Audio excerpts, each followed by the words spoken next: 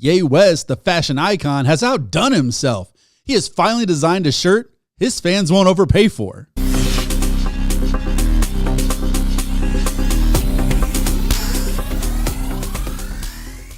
Welcome to The Laughing Libertarian. I'm your host, Alan McFarland. Make sure to like, share, and subscribe on YouTube and Rumble. Drop a comment in the comments section below and let me know just what you think or what you'd like to see. And follow everything Revolver Broadcasting on Facebook, Instagram, and Truth Social. Now, in case you missed it, Ye joined forces with Candace Owens at the Yeezy Paris Fashion Week.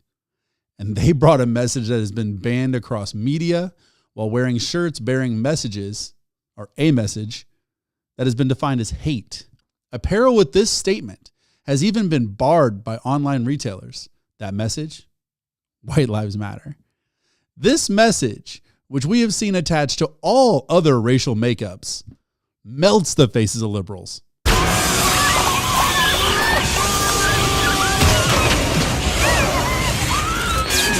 And see, Ye is getting the same treatment all conservatives get in this country, except the white liberals actually have become so emboldened that they're trying to tell him he's wrong. You know, a black man, the same gender and race of people these white liberals already say have lost their voice and freedom in our system. See, this is what you get when you have people who only believe in free speech when it's their speech. This is what you get when you have people who see racism everywhere until they fulfill their own definition of it. You're too stupid to have a good turn. But it never stops there.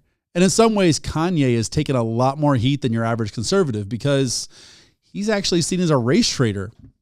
And at that point, you're chastising a man because you believe that your beliefs and experiences are tied to your race. The veneer was peeled back even further during the Tucker Carlson interview. Ye expressed that he's been tired of race being such a defining characteristic of our identities. And personally, I can definitely agree with him. Whether that's simply wearing the White Lives Matter shirt to equalize the existing narrative, or P. Diddy leveraging him as a black man, or even Donald Trump, who he likes, but was put off by Trump celebrating his approval rating skyrocketing with black Americans after gaining Ye's support. Seems refreshing to actually see someone transcend beyond race in this day and age. Even becoming irritated that others focus on it exclusively. Normal people like me and you don't really know much about having handlers and our careers being tied to an image, even as we see employers focusing on social credit scores these days. And the last week has proven that Ye is not beyond those social regulations. Introduce the two of you. Django, this is another cheeky black bugger like yourself, Steven. Steven, this here's Django. You two ought to hate each other. Considering in a single week, wearing the White Lives Matter hoodie may have cost him multiple contracts with apparel companies. Frankly, I'm not supporting any companies that support anything except everyone being equal. Truly equal. Not equity, equal. But that's just one example. Think about this. Diddy felt compelled to reach out to Ye to push a conversation about his actions between two black men. See, this concept is just that Ye can't be approached as an artist, designer, or even a friend. He must be approached as a black man in America first. And this confrontation was coming from another black man who is also incredibly wealthy. Not to mention, Diddy has been at that level so long at this point, he's drastically removed from the culture of your average person. But this is the guy who feels that he can have that talk. So really, he's not having a conversation with just another black man. He's wanting to have a business-related conversation with another established millionaire about business decisions that inevitably could impact the bottom line. Playing with my money is like playing with my emotions. Wow. And you the last brother money I mess with. I'll steal from my mama before I mess with your shit. And you know this, man. See, while Ye is in the process of shedding himself of these controlling forces, he made sure to let everyone know that Diddy just absolutely lives for them. You see, no one makes it alone.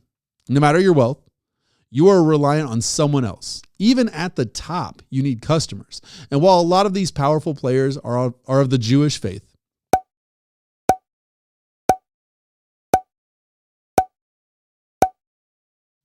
you're not allowed to point that out.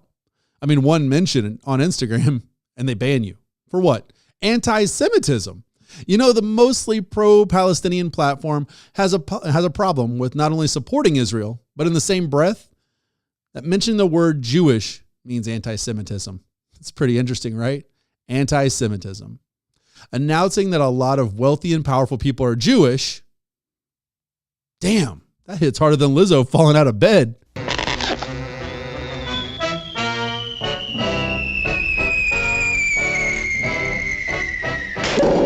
If that's a form of racism, then I want to see BLM apologize, because all the things equal, claiming white people control all of the institutions and have all of the power has to be racist, right?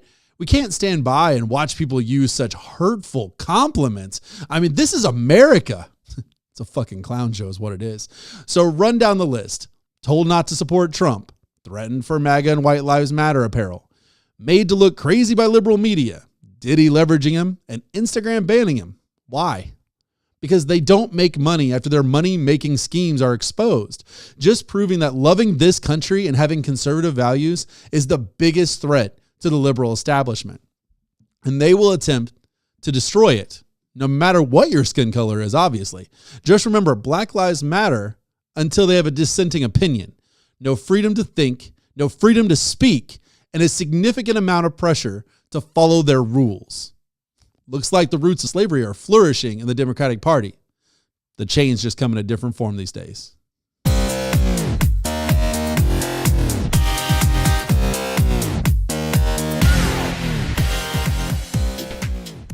The oil in the lamp lasted for 8 days, and that is why we celebrate Hanukkah. Yeah. How long before we play Pin the Eviction Notice on the black guy's door?